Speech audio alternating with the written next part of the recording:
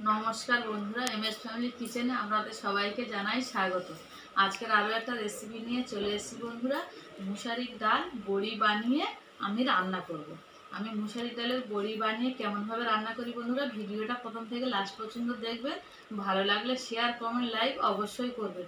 তাহলে চলুন বন্ধুরা, আমি কি কি নিয়েছি আপনাদেরকে দেখাই। মুসারির ডালের বড়া বানানোর জন্য আমি 150 গ্রাম ডাল নিয়েছিলাম, 2 ঘন্টা ভিজিয়ে রেখেছিলাম। ডালটা সুন্দর করে আমি পেস্ট করে নিয়েছি। একটা আলু কেটে সিদ্ধ করে রেখে দিয়েছি। পেঁয়াজ কুচি নিয়েছি, টমেটো কুচি আর আদা রসুন পেস্ট আছে। আর ডালটা যে আমি সুন্দর করে বড়া বানানোর যেটা নিয়েছি, ধনেপাতা কুচি, একটা মিডিয়াম সাইজের পেঁয়াজ কুচি, কাঁচা লঙ্কা কুচি। ডালের বড়া বানানোর জন্য আমি অল্প পরিমাণে লবণ দিচ্ছি। আপনারা আপনাদের ডাল বাটা অনুযায়ী লবণটা ব্যবহার করবেন। অল্প পরিমাণে হলুদ গুঁড়ো দিলাম, অল্প পরিমাণে জিরের গুঁড়ো। এবারে এই যে সাইডে ধনে পাতা কুচি, এই যে ঝিরি ঝিরি করে পেঁয়াজ কুচি আর এই যে কাঁচা লঙ্কা কুচি একসাথে আমি সুন্দর করে ডালটা মেখে নেব। এই যে এই ডালের বড়া বানিয়ে আলু দিয়ে আপনারা একবার বাড়িতে ঝোল বানিয়ে খেয়ে দেখবেন, আশা করছি আপনাদের ভালোই লাগবে।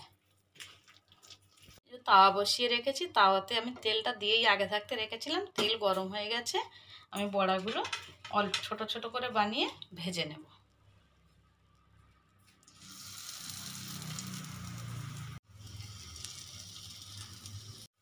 আমি এরকম ছোট ছোট করে বানাচ্ছি, আপনারা চাইলে বড় করে বানাতে পারেন।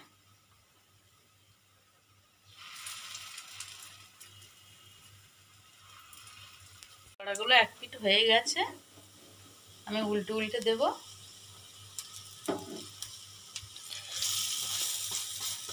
এই যে দেখুন, এরকমভাবে উল্টে দেব সবগুলো। দেখুন, গ্যাসের ফ্লেমটা আমি মিডিয়ামে রেখেছিলাম। আমি তুলে নেব। ডালের বড়া রান্না করতে গেলে ডালটা বেশি কড়া করে ভাজলে ভালো লাগবে না। এই যে দেখুন, এদিক ওদিক আমি এপার ওপার পুরো লাল বানাইনি।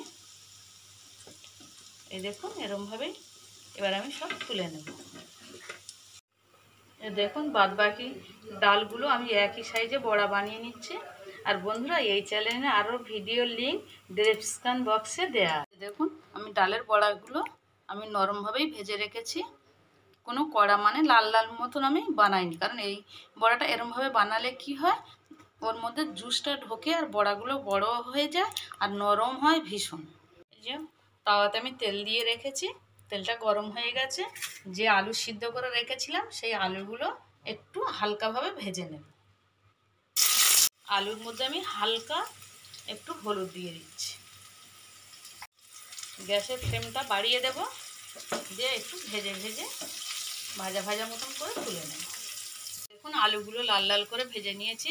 আর বন্ধুরা, আপনাদের একটা কথা বলতে আমার মনে নেই, আমি যখন আলুটা সিদ্ধ করেছিলাম তখন আমি লবণ দিয়ে আলু সিদ্ধ করেছিলাম। ওই জন্য আলুটা ভাজার সময় আমি আর লবণ ব্যবহার করিনি। আর আলুগুলো সুন্দরভাবে ভাজা হয়ে গেছে, তুলে নেব। আলুগুলো সব তুলে নিয়েছি। ফোড়নে দিলাম একটা তেজপাতা, দিলাম অল্প পরিমাণে মৌরি।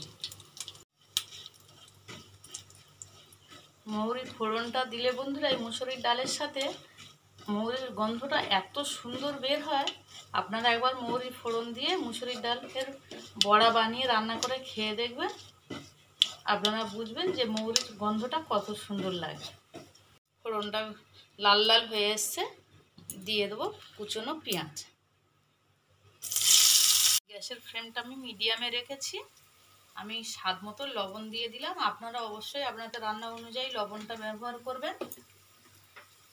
পেঁয়াজটা তাড়াতাড়ি নরম হয়ে যাবে, যার জন্য আমি লবণটা আগে দিয়ে দিলাম। আর এক সাইডে আমি টমেটো কুচিগুলো দিয়ে দিলাম।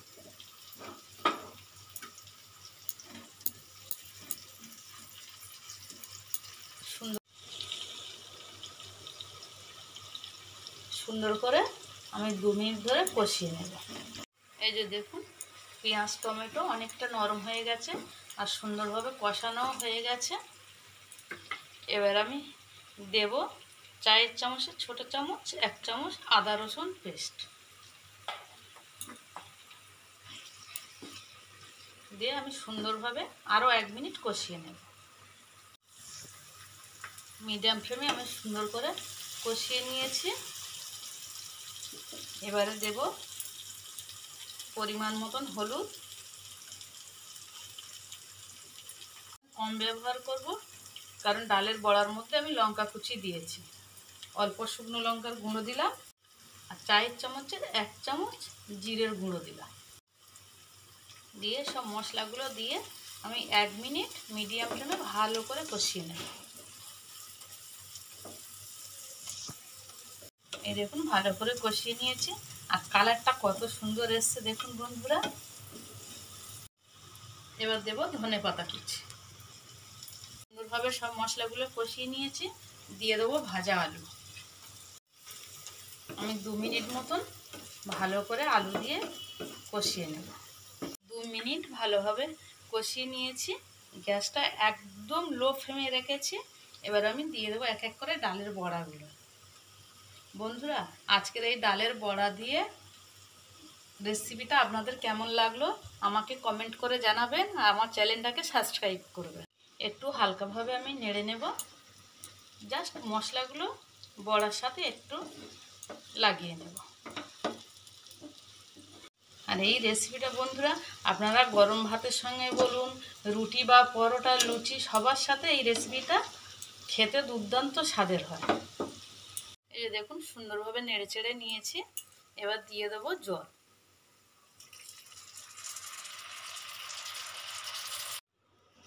এই যে দেখুন আমি পরিমাণ মতন জল দিয়ে দিয়েছি। এবারে 2 মিনিট গ্যাসের ফ্লেমটা বাড়িয়ে দেবো, দিয়ে 2 মিনিট ভালো করে ফুটিয়ে নেব। এই যে দেখুন ঝোলটা পুরো ফুটে গেছে, আর কালারটা কত সুন্দর এসছে। এবার আমি অল্প পরিমাণে গরম মশলা দিয়ে দেবো।